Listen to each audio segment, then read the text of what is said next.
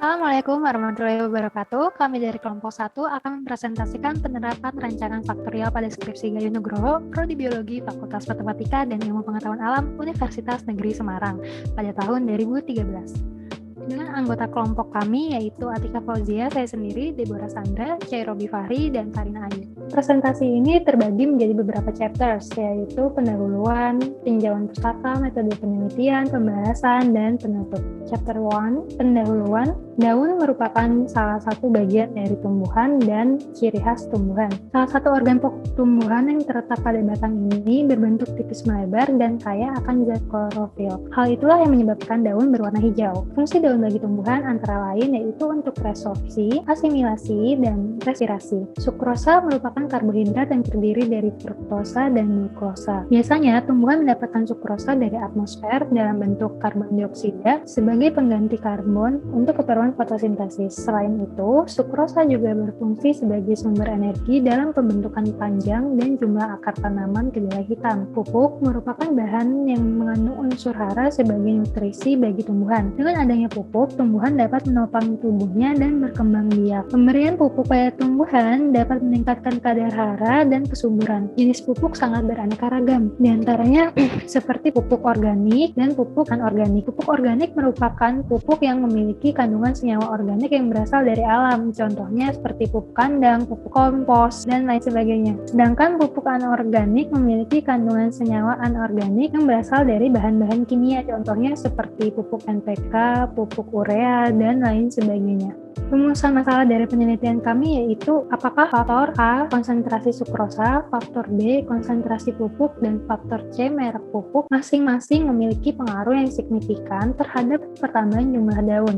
Kemudian, apakah terdapat interaksi faktor-faktor tersebut terhadap pertambahan jumlah daun? Dan yang terakhir, interaksi faktor apakah yang paling optimal pada pertambahan jumlah daun?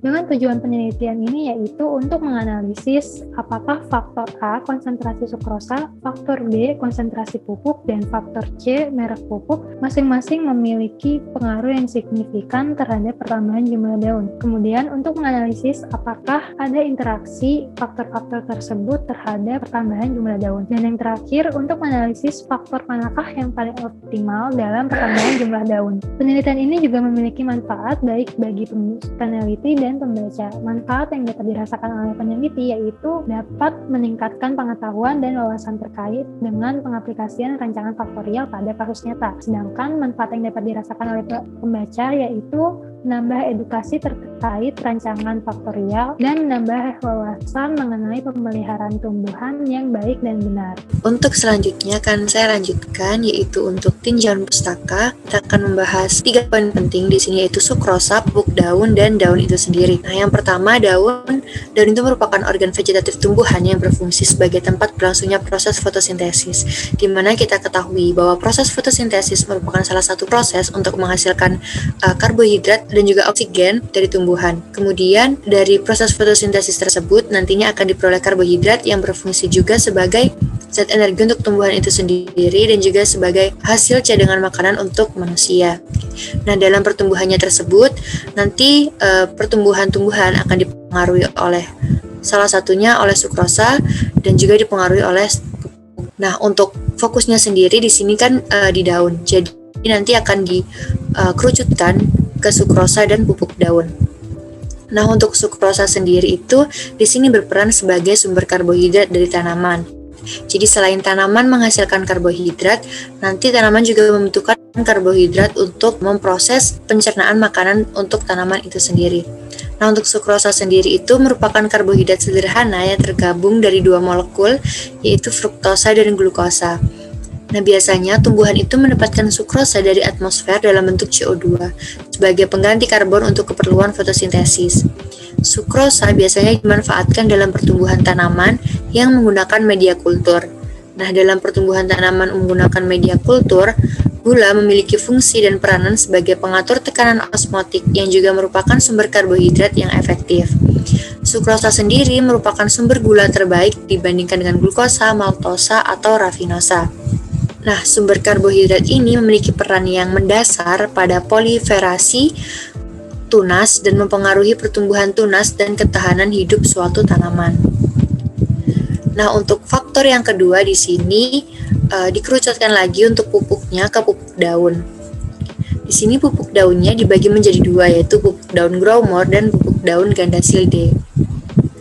Nah, pupuk growmore sendiri merupakan salah satu pupuk daun organik yang terdiri dari unsur hara mikro dan makro, berbentuk kristal dan baik untuk pertumbuhan vegetatif tanaman. Komposisi kandungan growmore terdiri dari unsur N14%, B12%, K14%, dan magnesium 1%. Dan juga mengandung unsur hara mikro diantaranya Mn, Bu, Cu, Co, dan Zn, serta vitamin-vitamin untuk pertumbuhan tanaman. Nah, pupuk daun growmore sendiri dapat digunakan untuk jenis sayur mayur, tanaman pangan, buah-buahan, dan tanaman tahunan. Pupuk growmore termasuk pupuk lengkap karena mengandung unsur hara makro dan mikro. Menambahkan Prihamantoro juga menambahkan bahwa satu pupuk mengandung unsur hara makro dan mikro, maka pupuk tersebut dikatakan sebagai pupuk lengkap. Nah, untuk jenis pupuk selanjutnya yaitu pupuk daun Gandasilde, merupakan pupuk daun yang lengkap juga, berbentuk kristal yang larut dalam air dengan cepat. Komposisinya sendiri terdiri dari nitrogen 20%, fosfor 15%, kalium 15%, magnesium 1%, dan juga dilengkapi dengan unsur-unsur yang mirip dengan pupuk growmore yaitu Mn, B, Cu, dan Co serta Zn, serta vitamin-vitamin lainnya. Nah, untuk pupuk Gandasilde sendiri juga merupakan pupuk daun berbentuk kristal, berwarna putih agak kehijau-hijauan yang sangat mudah larut dalam air dan mudah diserap tanaman. Kelebihan cara pemberian pupuk lewat daun yaitu penyerapan hara yang diberikan berlangsung lebih cepat dibandingkan dengan pupuk yang diberikan melalui akar tanaman. Selanjutnya di sini akan menjelaskan mengenai rancangan acak lengkap faktorial 3 faktor, di mana rancangan ini digunakan untuk menerapkan data-data dari skripsi yang telah disebutkan tadi. Di sebelah kiri merupakan contoh gambaran tabulasi data dari rancangan acak lengkap faktorial 3 faktor, di mana ada faktor A, B, dan C. Dengan faktor A, tarafnya 1 sampai ke I, dan B taraf 1 sampai ke J, serta C taraf 1 sampai ke K. Untuk modelnya sendiri yaitu YIJKL sama dengan mu plus alfa I plus beta J plus gamma K plus interaksi alfa beta IJ plus interaksi alfa gamma IK plus interaksi beta gamma JK plus interaksi alfa beta gamma IJK plus epsilon IJKL, di mana I berjalan dari 1 sampai I, J 1 sampai J, K 1 sampai K, dan L merupakan ulangan berjalan dari 1 sampai L. Untuk menjelaskannya sendiri, YIJKL di sini merupakan pengamatan pada satuan percobaan ke L yang memperoleh kombinasi perlakuan taraf ke I dari faktor A, taraf ke J dari faktor B, dan taraf ke K dari faktor C. Untuk mu-nya sendiri merupakan mean populasi, alfa I merupakan pengaruh taraf ke I dari faktor A, beta J pengaruh taraf ke J dari faktor B, gamma K merupakan pengaruh taraf ke K dari faktor C, alfa beta IJ merupakan pengaruh taraf ke I dari faktor A dan taraf ke J dari faktor B, alfa gamma IK merupakan pengaruh taraf ke I dari faktor A dan taraf ke K dari faktor C, beta gamma JK merupakan pengaruh taraf ke J dari faktor B dan taraf ke K dari faktor C, alfa beta gamma IJK merupakan pengaruh taraf ke I dari faktor A, taraf ke J dari faktor B, dan taraf ke K dari faktor C. Sedangkan epsilon IJKL merupakan pengaruh acak pengamatan ke L yang memperoleh kombinasi perlakuan faktor IJK, di mana IJKL itu berdistribusi normal dengan min 0 dan simpangan baku sigma kuadrat. Nah, selain untuk rancangan acak lengkap faktorial 3 faktor sendiri, di sini juga dijelaskan untuk uji asumsi residualnya, di mana di sini menguji uji normalitas dan uji homogenitas variansi. Untuk uji normalitas sendiri itu merupakan uji yang digunakan untuk mengetahui apakah residual dari data itu berdistribusi normal. Dan hipotesis yang dipakai yaitu H0 residual data berdistribusi normal, dan H alternatifnya residual data tidak berdistribusi normal. Dengan pengambilan keputusannya yaitu jika tingkat signifikansi lebih dari 0,05 maka H0 diterima, dan jika tingkat signifikansi kurang dari 0,5 maka H0 ditolak. Selanjutnya yaitu uji homogenitas variansi residual, di mana uji ini digunakan untuk mengetahui apakah residual memiliki variansi yang homogen.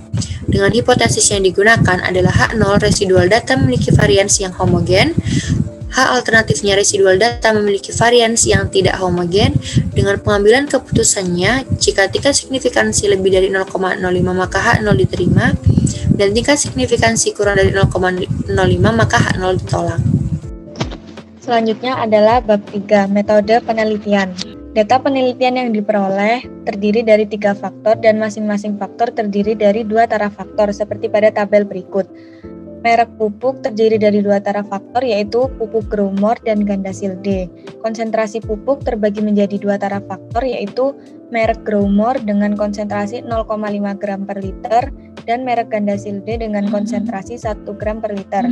Konsentrasi sukrosa sendiri juga dibagi menjadi 2 taraf faktor yaitu dengan konsentrasi sebesar 40 gram per liter dan 80 gram per liter. Sumber data. Data penelitian yang diperoleh berasal dari skripsi Gayuh Nugroho, jurusan Biologi Fakultas Matematika dan Ilmu Pengetahuan Alam, Universitas Semarang dengan judul Pengaruh Merek dan Konsentrasi Pupuk serta Konsentrasi Sukrosa pada Medium Cair terhadap Induksi Kentang Varietas Margahayu tahun 2013. Variabel penelitian. Variabel penelitian sendiri terbagi menjadi 3. Yang pertama yaitu variabel bebas. Variabel bebas adalah variabel yang mempengaruhi variabel terikat yang sengaja dibuat berbeda. Variabel bebas dalam penelitian ini adalah merek pupuk, konsentrasi pupuk, dan konsentrasi sukrosa. Yang kedua ada variabel terikat. Variabel terikat adalah variabel yang dipengaruhi oleh variabel bebas. Variabel terikat dalam penelitian ini berupa pertambahan jumlah daun. Yang ketiga adalah variabel kontrol. Variabel kontrol yaitu variabel yang dibuat sama untuk semua perlakuan atau bisa disebut variabel yang mengontrol keadaan. Variabel kontrol dalam penelitian ini dibagi menjadi 3. Yang pertama, suhu ruang tanam dan suhu ruang inkubasi yaitu berada pada kisaran suhu 24 derajat Celcius sampai 26 derajat Celcius. Yang kedua, cahaya 1000 lux atau setara dengan 1 lampu TL 40 watt. Dan yang ketiga yaitu penambahan air kelapa 100 ml. Selanjutnya bab 4 yaitu pembahasan. Dapat kita lihat yakni terkait tabel data pertumbuhan jumlah daun. Ada perlakuan, terdapat 8 perlakuan dan 5 kali ulangan dan keterangan A1 merupakan merek pupuk Growmore, A2 merupakan merek pupuk Gandasil D, B1 merupakan konsentrasi pupuk Growmore 0,5 gram per liter, B2 merupakan konsentrasi pupuk Gandasil D 1 gram per liter, C1 merupakan konsentrasi sukrosa 40 gram per liter, dan C2 merupakan konsentrasi sukrosa 80 gram per liter. Ujian pertama yang kami lakukan yakni terkait statistika deskriptif. Pada tabel faktor antar subjek terdapat merek pupuk, konsentrasi pupuk, dan konsentrasi sukrosa, di mana masing-masing N sejumlah 20. Dan hasil dari uji statistik deskriptif dapat dilihat pada tabel yang sebelah kiri. Selanjutnya terkait model rancangan faktorial dapat dilihat model sebagai berikut. YIJKL sama dengan mu plus alpha I plus beta J plus gamma K plus alpha beta IJ plus alpha gamma IK plus beta gamma JK plus alpha beta gamma IJK plus epsilon IJKL dengan I berjalan 1,1 hingga 2, J berjalan 1 sampai 2, K berjalan 1 sampai 2, dan L berjalan 1 sampai 5. Dengan keterangan, YIJKL merupakan nilai pertambahan jumlah daun pada tiap kombinasi perlakuan, mu merupakan rataan umum, alpha I merupakan pengaruh faktor konsentrasi sukrosa pada taraf ke I, beta J merupakan pengaruh faktor konsentrasi pada pupuk pada taraf ke I, gamma K merupakan pengaruh faktor merek pupuk pada taraf ke I, alpha beta IJ merupakan pengaruh faktor konsentrasi sukrosa pada taraf ke I dan faktor konsentrasi pupuk pada taraf ke I, alpha gamma IK merupakan pengaruh faktor konsentrasi sukrosa pada taraf ke I dan faktor merek pupuk pada taraf ke I, beta gamma JK merupakan faktor konsentrasi pupuk pada taraf ke I dan faktor merek pupuk pada taraf ke I, alpha beta gamma IJK merupakan pengaruh faktor konsentrasi sukrosa pada taraf ke I, faktor konsentrasi pupuk pada taraf ke I, dan faktor merek pupuk pada taraf ke I. Dan epsilon IJKL merupakan pengaruh error atau galat yang muncul dari percobaan dengan distribusi normal dengan rata-rata 0 dan simpangan baku sigma kuadrat. Selanjutnya, uji faktorial berdasarkan langkah-langkah SPSS pada bab 3 yang sudah dijelaskan tadi, dapat kita lakukan uji faktorial sebagai berikut. Diperolehlah hasil output SPSS dalam tabel di bawah ini. Analisis yang pertama yaitu pengaruh faktor merek pupuk. Dengan hipotesis sebagai berikut, Dengan daerah kritisnya tolak H0 jika nilai sigma kurang dari alfa 0,05. Karena hasil output SPSS-nya diperoleh nilai sigma 0,453, maka dapat diputuskan terima H0, sehingga kesimpulannya merek pupuk tidak berpengaruh terhadap respon. Selanjutnya pengaruh faktor konsentrasi sukrosa dan konsentrasi pupuk dengan hipotesis sebagai berikut. Dengan daerah kritisnya juga sama, kemudian diperoleh hasil nilai sigmanya 0,830. Karena nilai tersebut lebih besar dari alfa, sehingga dapat diambil keputusan terima H0. Sehingga dapat disimpulkan konsentrasi sukrosa dan konsentrasi pupuk tidak berpengaruh terhadap respon. Kemudian pengaruh faktor konsentrasi sukrosa dan merek pupuk dengan hipotesis sebagai berikut dan daerah kritis yang sama seperti sebelumnya. Kemudian diperoleh hasil statistik uji yaitu 0,920. Karena nilai tersebut lebih besar dari alfa, maka kita dapat mengambil keputusan terima H0, sehingga konsentrasi sukrosa dan merek pupuk tidak berpengaruh terhadap respon. Selanjutnya pengaruh faktor konsentrasi pupuk dan merek pupuk dengan hipotesis sebagai berikut dan daerah kritis yang sama. Statistik ujinya diperoleh nilai sigma 0,920. Karena nilai tersebut juga lebih besar dari alfa, maka dapat diambil keputusan terima H0, sehingga konsentrasi pupuk dan merek pupuk tidak berpengaruh terhadap respon. Kemudian yang terakhir, pengaruh faktor konsentrasi sukrosa, konsentrasi pupuk, dan merek pupuk dengan hipotesis sebagai berikut. Dengan daerah kritisnya pun juga sama, tolak H0 jika sigmanya kurang dari alfa 0,05, karena nilai output SPSS-nya diperoleh nilai sigma 0,002, yang mana nilai tersebut lebih kecil dari alfa, sehingga dapat kita ambil keputusan tolak H0. Dengan demikian, paling sedikit ada 1, alfa, beta, gamma, I, JK tidak sama dengan 0, di mana I sama dengan 1,2, J sama dengan 1,2, dan K sama dengan 1,2. Selanjutnya, terkait uji normalitas. Uji normalitas yang menggunakan ini dengan Kolmogorov-Smirnov dengan hipotesis H0 residual data berdistribusi normal, H1 residual data tidak berdistribusi normal. Dan daerah kritis, tolak H0 jika nilai signifikansi kurang dari alfa atau 0,05. Dengan statistik uji dengan output SPSS dapat dilihat pada tabel sebelah kiri. Yang berdasarkan hasil output SPSS di sebelah kiri dapat dilihat bahwa nilai signifikansi bernilai 0,2 atau lebih dari alfa. Dengan begitu dapat diputuskan karena nilai signifikansi 0,2 lebih dari alfa 0,05 dapat diputuskan terima H0, sehingga dapat disimpulkan residual data berdistribusi normal. Selanjutnya adalah uji homogenitas dengan hipotesis varian H0 variansi residual data homogen, H1 variansi residual data tidak homogen. Daerah kritisnya yaitu tolak H0 jika signifikansi kurang dari alfa sama dengan 0,05. Berikut adalah tabel output dari SPSS. Uji yang digunakan yaitu uji Leven. Berdasarkan output SPSS di atas dapat dilihat bahwa nilai signifikansinya sama dengan 0,106 lebih dari alfa, di mana alfanya sama dengan 0,05, sehingga dapat diambil keputusan yaitu terima H0. Kesimpulannya adalah variansi residual data homogen. Selanjutnya bab 5 yaitu penutup. Pada bab 5 ini terdapat kesimpulan dan saran.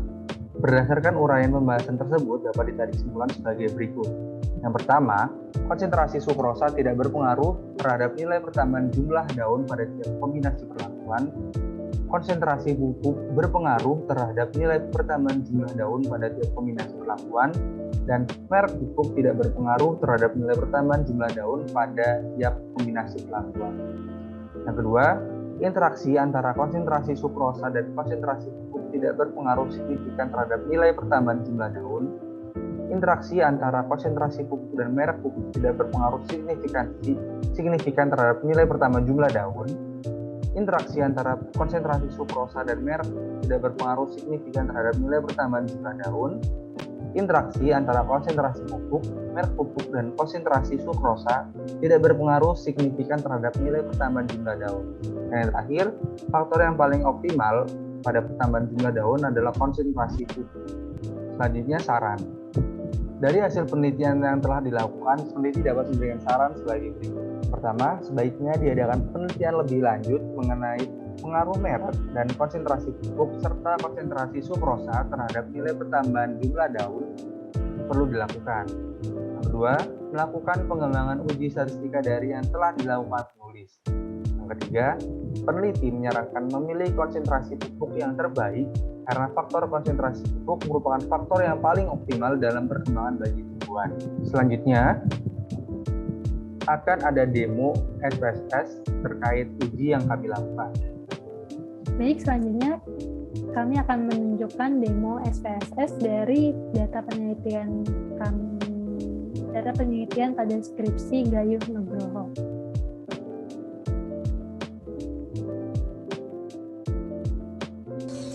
Baik, akan saya lanjutkan. Pertama, setelah kita masukkan semua datanya, di sini ada berapa kolom? Yaitu di sini ada 4 kolom. Pertama ada merek pupuk, konsentrasi sukrosa, dan pertumbuhan daun. Oke, pertama kita ke analyze, terus general linear model, dan univariate.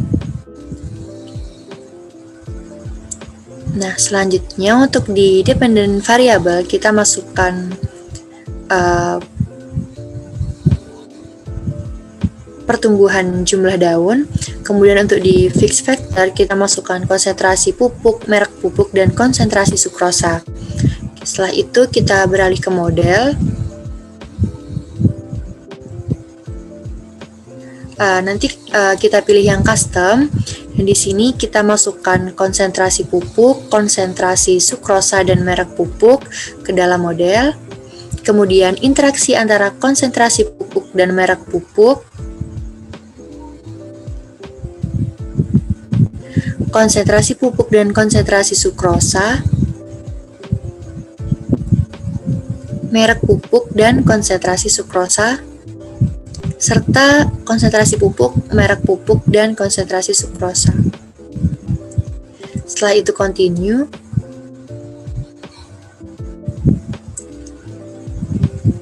Setelah itu kita lanjutkan ke save. Kita centang yang unstandardized. Di sini nanti kita akan memunculkan residual dari data untuk diuji kenormalannya. Kita lanjutkan ke continue. Setelah itu kita ke option. Kita pindahkan overall ke display mean dan kita centang yang descriptive statistic dan homogeneity test. Kita klik continue. Setelah itu bisa kita klik OK.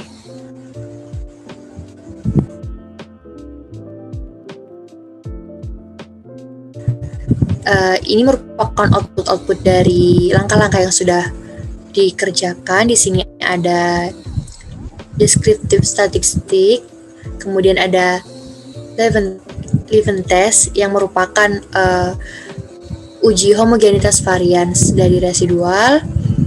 Kemudian di sini ada hasil dari uji faktorialnya.